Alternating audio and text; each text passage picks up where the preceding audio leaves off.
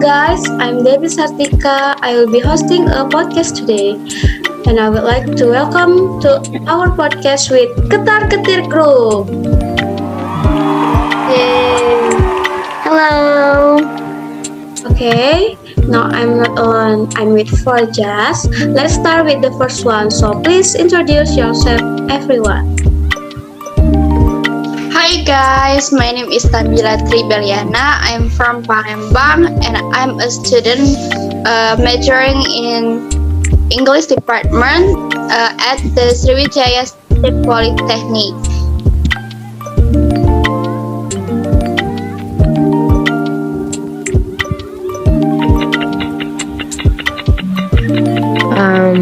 Hello, I'm Fanny Imasari.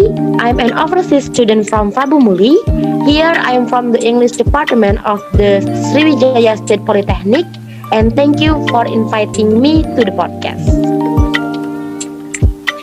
Hello everyone, my name is Julia Amanda and I am from Polytechnic State of Sriwijaya in majoring English department and I am same as Nabila from Palembang. Hello everyone. Well, my name is Kinanteka Maharani, but most of my friends call me Kinan or Kinanti, whatever you guys want to call me. And I'm from English department, Polytechnic State of Sriwijaya. And today I'm going to sharing with podcast with all of my friends. Please enjoy it. Okay, guys, thank you very much for the introduction and join this podcast. So now in this podcast, we will discuss about community literacy in the tourist industry and also halal tourism in Palembang. So are you guys scared? Let's watch our podcast. And we're going to start with the first question to our guest start today. Okay guys, for the question number 1, I have a question regarding literacy. What do you think about literacy and how important is literacy in the tourist today? Okay, from my opinion, the importance of tourism literacy is useful for the wider community to be more aware of detailed information such as concepts, slangs, and then the advantage of tourism in the city. And then the literacy also helps people to be more open-minded about tourism destinations, and with a huge impact on progress a city, and then the tourism will also have a major impact on the economic growth of a city itself. Thank you for Nabila. And Penny, how about your opinion? Okay. In my opinion I think literacy is very important for us. Literacy is a reading activity that is definitely useful for finding information and even getting the information we need. Without doing literacy first, we may not be able to find out what information we need to know, and so that there is no miscommunication. Especially in the tourism industry, of course, literacy is very important. Without literacy, we will not know how the tourism industry moves and do not know what information to obey in the tourism industry. I think that's all. Okay, so how about you, Julia? In my opinion, literacy can only be produced with the help of tourism. Tourism plays very important role in it. Literacy is very important so that people get to socially as well as economically. Literacy makes people more aware and more conscious about their surroundings, and they discover the best way to live their life. But tourism is the only way to literacy. Tourism covers many areas. Tourism is the most vital part in the life of the person. I think that's all. Okay, thank you for Julia. And how about you, Kinan? Thank you, Devi, for your question. And I think literacy, in my opinion, about the tourism itself is like a social event that involves certain skills to convey information or to obtain information in written form. The essence of literacy is not only about the ability to read and write, but also the ability to think critically in understanding various fields. I think that's all. But I think literacy will be able to form a critical society like in tourism and form a knowledge society. And literacy for me is a matter that involves interpretation or how a person's conception of what he or she has read, and literacy also involves collaboration between the giver or information and the recipient of the information, so the information can be received and understood and by the recipient itself. Okay, thank you for the answer. So, we next question number 2. What are the factors causing the tourist business to develop rapidly in Indonesia? The cost of the tourism business can develop rapidly in Indonesia because the tourism sector is driven as a very large labor required and becomes a very large source of economic income in Indonesia. The factors that support tourism are the strategic region of Indonesia, the beauty of its natural charm with high attractiveness, and the presence of residents who support the tourism sector. I think that's all. Thank you, Nabila, for the answer. Okay, we next to question number 3. How to increase public literacy in tourists during a pandemic? Okay. It's my case to answer it. Okay. Uh, Uh, uh, Suggestion. sorry. Sorry, Kinanti, do you want to answer the question? Sorry. Hello? Is am I audible? Sorry, do you want to answer Devi's question? Or you want to give me the chance to answer the question? Oh yeah, yeah. I give you the chance first, Julia. Sorry. Okay, thank you. So let me answer it first. Okay, Devi, thanks for your question. That's I like to answer.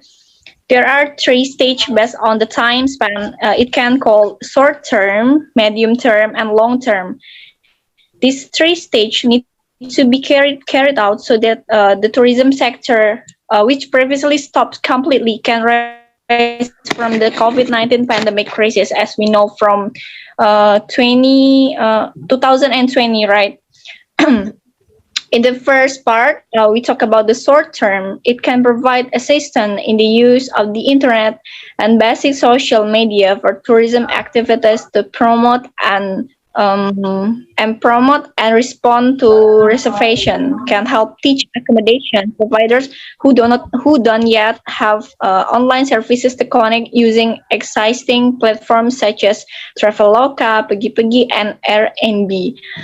Sometimes from this travel agent, most of the visitors will more enjoy to see.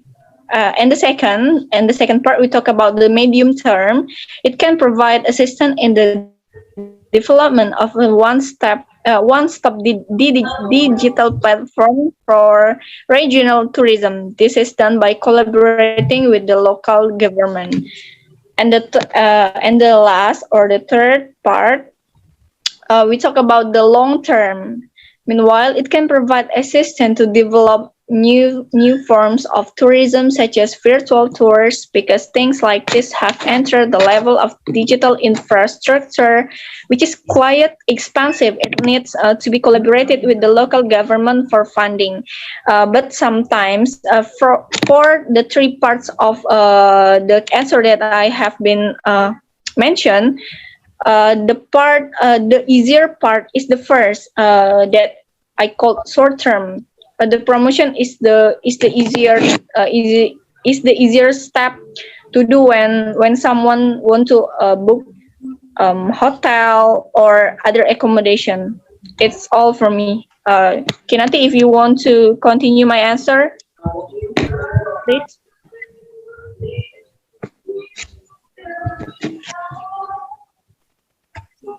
Okay, Julia. I think that's right what you say about how to increase public literacy and tourism during this pandemic era. I want to add some uh, answer that I know about this, how to increase public literacy in pandemic era. Because before that, I want to share why this is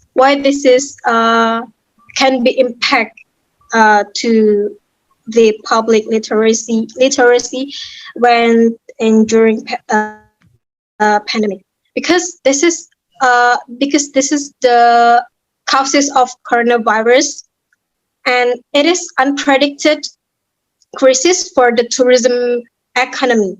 And then we know that the coronavirus pandemic, it is first and foremost, it is a humanitarian crisis affecting people life and has triggered a global economic crisis. And then has a very tangible impact for the tourism sector, which is critical for many people, places, and business. Even more of that, its impact to our tourism. With this, the impact particularly felt in countries, cities, even though it is a region where tourism is an important part of the economy. It's already said by Julia how to public literacy can be increased in our tourism during a pandemic. And here I think I'm gonna share you guys about how changing the tourism trends amid the COVID-19 pandemic. So the main key for tourism and creative economy actors sector to survive in the midst of a pandemic is to have good adaptability, innovation, and collaboration. Yeah, like Julia said, they maybe they had a collaboration between the travel or any something else can be increase the tourism more. And the reason is at this time community actors are starting to change, and this is accompanied by a shift in tourism trends. I think the simple example on our daily life is like before the pandemic, we could freely vacation to tourist destination in Indonesia and abroad. However, the pandemic has causes tourism trends to change, such as holiday without much contact with other people to stay safe, and our millennials today says it was a staycation. And I think I want to share more about how to save Indonesian tourism the steps to save Indonesian tourism in this public literacy and tourism during a pandemic. I think there's so many effects, various efforts were made to save Indonesia. There are three rescue pays carried out by the Ministry of Tourism and Creative Economy. There's a three. So the first is emergency response. The second is recovery, and the last is normalization. The first is the emergency response phase focuses on health, such as initiating social protection programs, encouraging creativity and productivity during WHF, coordinating tourism like crisis with tourism areas, and preparing for recovery. Next, for the second steps is the recovery pace, where the gradual opening of tourist attraction in Indonesia is carried out.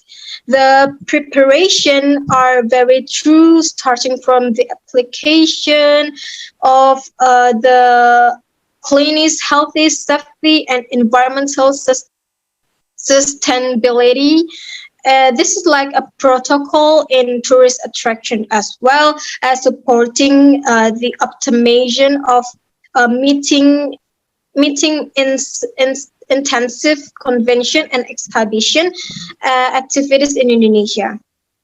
The last steps is the normalization, of course.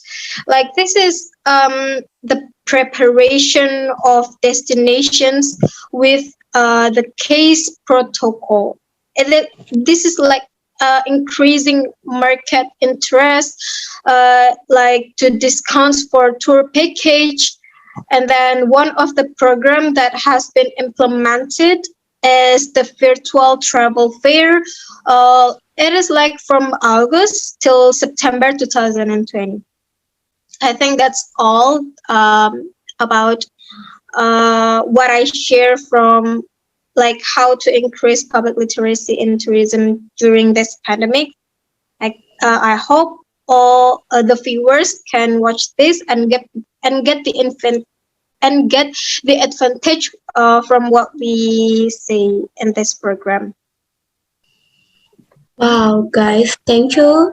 This is so amazing. I swear. Next, question number 4. How to overcome the literacy problem that exists in this country given the low literacy rate? Okay, I want to answer this question. I think Okay. low literacy is a fundamental problem that has a very broad impact on the progress of a nation. Low literacy contributes to the low productivity of the nation. This leads this leads to low growth and ultimately which is ultimately has an impact on the low level of welfare, which is indicated by low per capita income. To overcome the problem of the low level of literacy in this country, there are several efforts that can and need to be done, including the first is build and improve educational infrastructure, especially to provision of electricity, library, computer labs, and access to the internet, as well as improving ICT infrastructure, which is currently lagging behind in ASEAN. And the second, reinserting compulsory reading books into the curriculum to ensure the availability of quality reading books. The function of the state-owned publisher Balai Pustaka needs to be returned to its previous position as a publisher and provider of quality reading books for school. I think that's all I can say. Okay, Penny, thanks for the answer. Well, it's still related to tourists. What kind of tours are included in Halal Tourism in Palembang? And what do you think about the Halal Tourism? All right. Here I want to explain about the halal tourism in Palembang that I have been visited. Maybe 2 weeks or 1 month ago. I forgot. Actually, here in Palembang there are four halal tourism that I want to talk about. But if I have no mistaken, I want to talk about the one of my favorite halal tourism. There are in there is in Gandus, yes, in Gandus that we call Al Quran Al Akbar. I forgot. So there is why it can call halal tourism, as we know Muslim in Indonesia in whole in all of the world using a mosque to their praying and using a Bible to as an kitab, as we know. So there is the furniture is so good. Why it can call good? Because there are the like a piece of paper, the Bible, and this is the biggest building there. So when we enter the room, we will see how good the creator, how good with the color of brown, black, and white. So it combined with the furniture, with the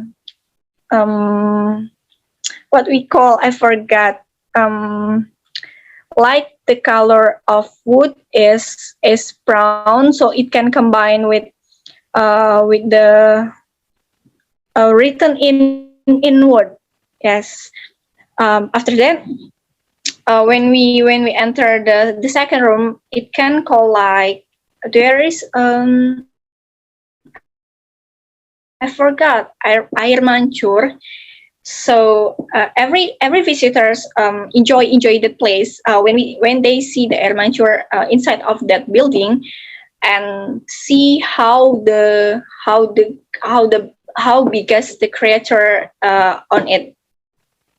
After that, when we get outside, we will see the written in Arabian. As you know, in Muslim, we use the Arabian written, and it written in the very big very big with the color of gold, black, and brown, like I said before. So it can combine with beautiful creatures. So why I choose this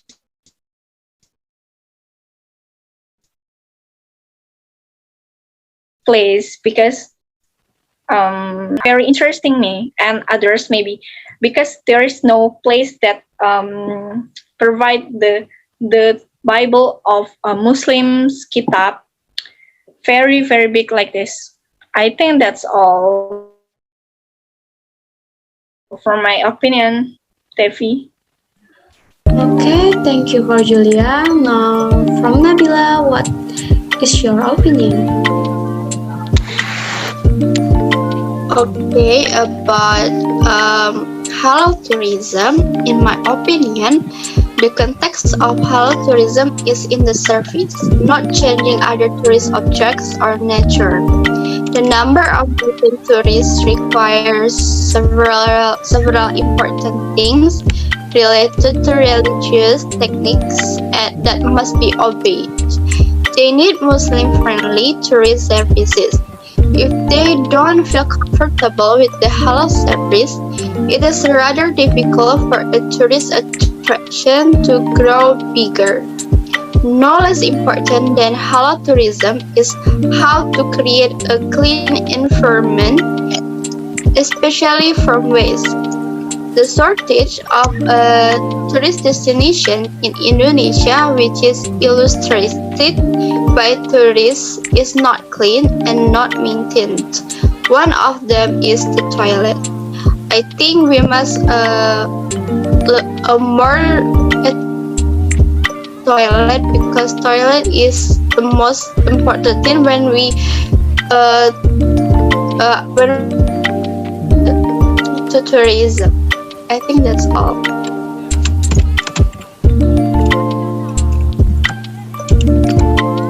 Okay, Nabila, thank you for the answer. Alright, here we come to the end this podcast. It is great to be able to talk with you about useful things in the life. Thank you for being invited to come to my online podcast this time. Hopefully we can meet again another time. Thank you guys for the Ketar Ketip group for the join this podcast. Thank you, Yeah, Devi. thank you, Sudevi. Thank you very much. Okay, I'm see you very guys. happy to invite your podcast. Okay, See you see next you in Don't the forget time. to next another subscribe, like, podcast. and comment. Okay. Okay, thank you guys. Bye, everyone. Bye Thank bye. you. Assalamualaikum.